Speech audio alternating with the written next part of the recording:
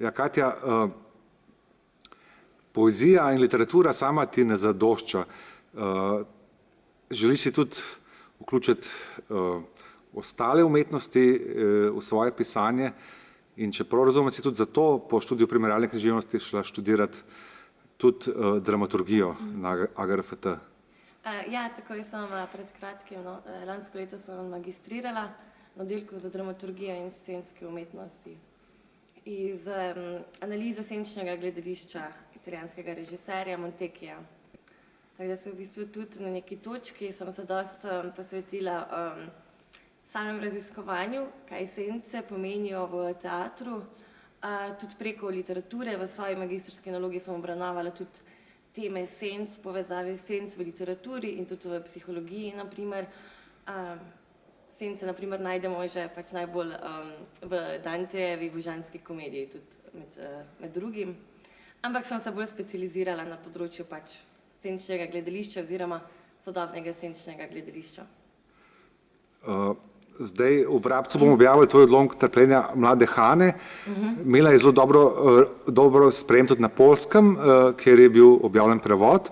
Menda je neka poljska kritičarka rekla, da bi na Poljskem potrebovali tako Hano.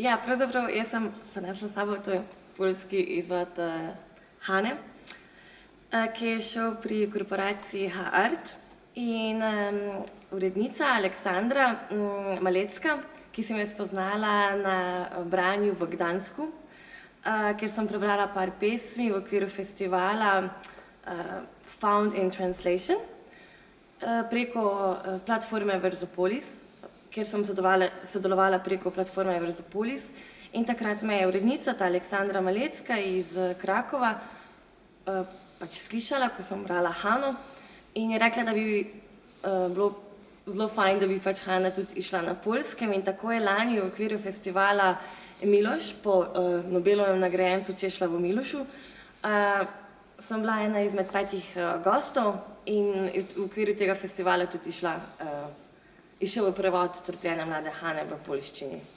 Trpljenje mlade Hane bo pa v kratkem uprizorjeno tudi pri nas na odru Cankarjevega doma. A si mogla potem to svojo knjižno izdajo za samo uprizoritev na odru kaj prirediti? V bistvu je to dramatizacijo naredil en dijak, gimnazija Celje Center, kjer so tudi naredili samo uprizoritev v okviru produkcije oziroma njihove gledališke skupine Središče. In smo imeli par produkcij, premiera je bila prejšnji mesec, smo imeli potem par ponovitev in smo tudi prišli v bistvu na festival Transgeneracije, ki bo v Cankarjevem domu, tako da bo v bistvu v okviru tega festivala Trpljenje mlade Hane prišlo tudi na ljubljanski oder. Sva v operni hiši, kjer to snemava, in zdi se mi, da ti tudi v svojem delu pravzaprav iščeš nekakšen Gesamtkunstwerk, ki bi združeval različne umetnosti. Sama tudi slikaš in ustvarjaš koreo pesmi, kjer se gib in tudi petje, ples povezujejo v eno umetniško delo. Lahko kaj poveš o koreo pesmih, kako te nastanejo, kakšne izkušnje imaš z njimi? Ja, pravzaprav se še preizkušam v tem. To je bila v bistvu tudi moja diplomska naloga na primerjalni književnosti, ker sem po koreo pesmi afroameriške feministke Ntozake Shange, ki je, mislim, da pred kratkim januarja ravno kar umrla, v, mislim, da zelo častitljivi starosti. In ona je pri zelo zgodnjih letih začela pisati sicer bolj kot ne poezijo, ampak potem se je v neki določeni točki se je s to koreo pesmijo, ki je bila zelo uspešna, For a Colored Girl Who Have Considered Suicide When Rainbow Is Enough, ki govori o nekih, to je išlo leta 1975, seveda pač v času viška rasizma, in govori o nekih takih temah, ki so takrat pa mogoče tudi danes na nek način prepovedane.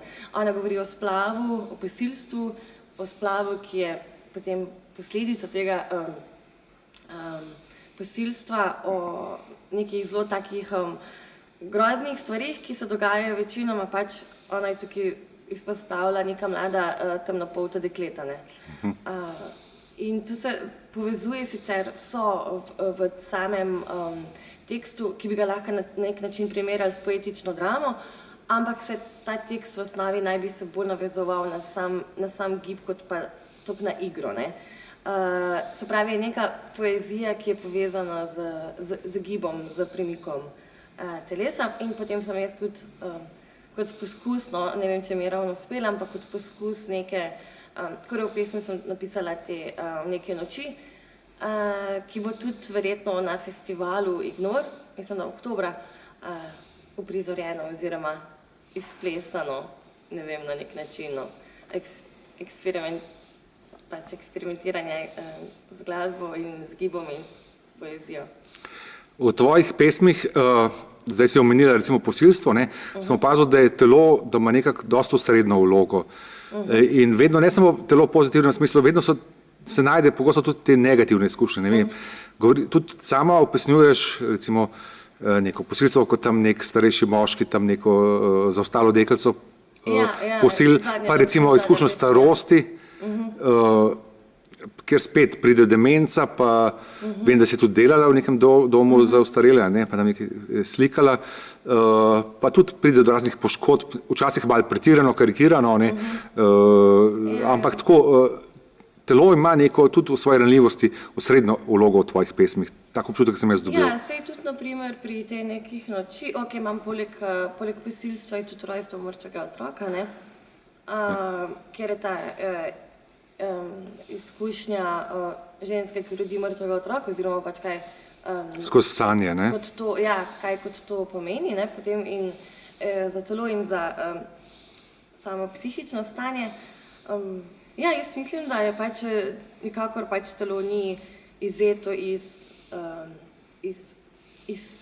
ničesar, no, kar se dogaja na odru, in zaradi tega, da je tudi bolj kot naprimer nek klasičen teater, me zanima performance, ker mislim, da se pač da se da samo dejanje in tudi namen in tudi mogoče poezija, no, bolj nekako skupaj ljubiti v nek...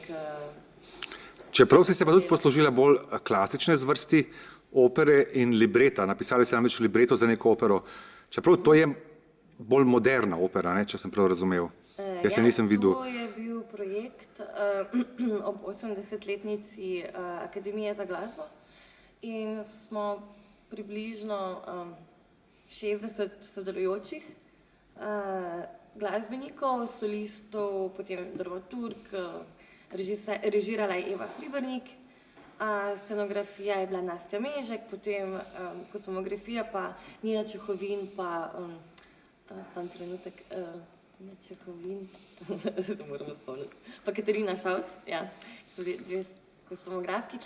Mi so bile z Akademije za gledališče in tudi libreta so večinoma nastala v okviru dramskega pisanja na Akademiji za gledališče in v okviru neke delavnice oziroma neke študije z profesorjem McNeffom iz Anglije, ki je nek specialist za libreta, prav pisanje libreta, in smo ustvarili 5 sodobnih tekstov, libretov in tudi originalno glasbo oziroma pač temu prirejena glasba na ta libreta.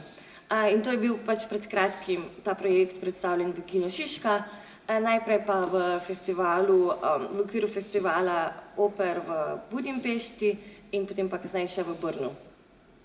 Nič, hvala za pogovor, pa želim ti, da se fajn počutiš v programu Ulysses Shelter. Hvala.